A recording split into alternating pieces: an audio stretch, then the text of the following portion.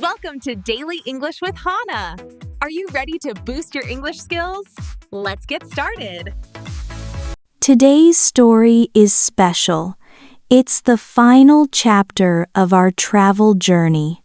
You've taken a flight, stayed at a hotel, explored the city, asked for directions, and even gone shopping all in English. Now, it's time to go home. But before you leave, let's slow down. And remember every small step, every simple sentence, every moment of courage. When you hear this sound, repeat after me. Let's begin. The morning light touches your face. You open your eyes slowly and realize this is your last day here. You sit up on the bed and look around the room. Your suitcase is half packed. Your souvenirs are ready. You smile softly. You whisper, "I can't believe it's already time to go home." You look out the window.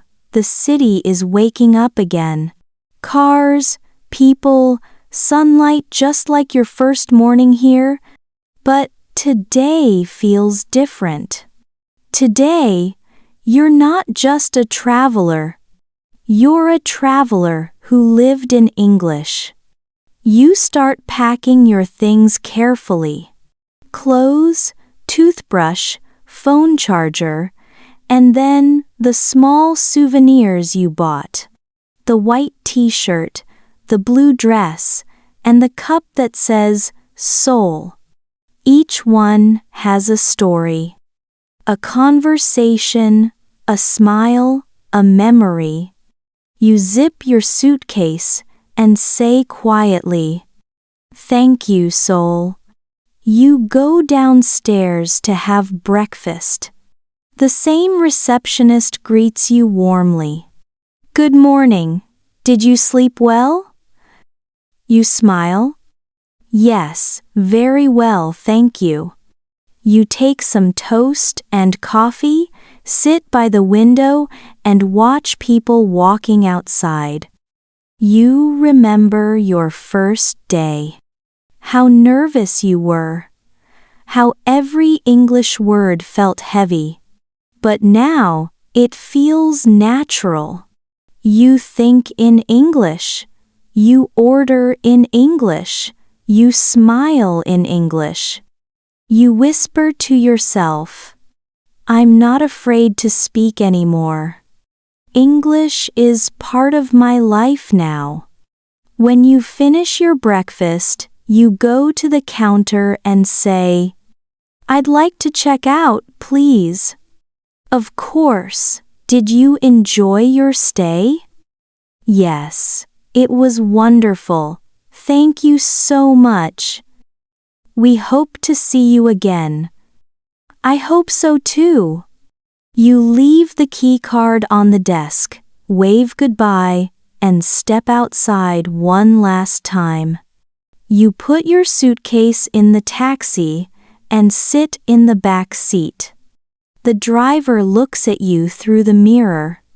"To the airport?" "Yes, please." The car moves. Outside, you see familiar places, the cafe where you had coffee, the street where you got lost, the market where you bargained. You smile quietly. Every place has a memory. Every moment has a piece of English you learned. You whisper softly, "English gave me courage. I met people. I made memories." The driver turns on the radio. A slow song plays and you feel a mix of happiness and sadness. You know this trip is ending, but something inside you has changed forever. The airport is busy, but this time it doesn't feel scary. You walk confidently to the check-in counter. "Good afternoon. May I see your passport?" Here you are. Any bags to check in? Yes, one suitcase. Great. Have a safe flight. Thank you. You pass through security, find your gate, and sit down. You look around, travelers, families, business people, all moving, all going somewhere. You take out your small notebook and write. This trip taught me more than words. It taught me confidence. You read it again and smile.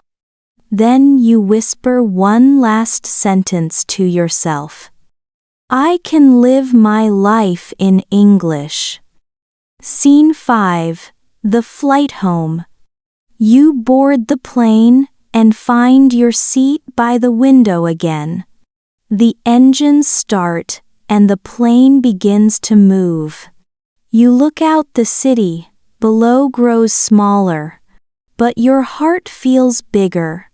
You close your eyes and remember everything. The woman at the airport who said, "Have a nice flight." The receptionist who smiled and said, "Enjoy your stay." The waiter who brought you noodles. The stranger who helped you find your way. Each one of them spoke English with you. Simple, kind, human English. You whisper softly, "Thank you, everyone. I'll come back someday." As the plane flies through the clouds, you feel calm. You realize something beautiful. You didn't just travel to another country. You traveled to another version of yourself. Someone braver, happier, and more open. When the plane lands, you open your eyes and smile. This is not the end, it's just a new beginning. Because English isn't just about grammar or vocabulary. It's about stories, your stories. Every sentence you spoke was a step forward. Every mistake you made was a teacher. You whisper your last shadowing lines of this journey. I can speak English. I can connect with people. I can travel anywhere.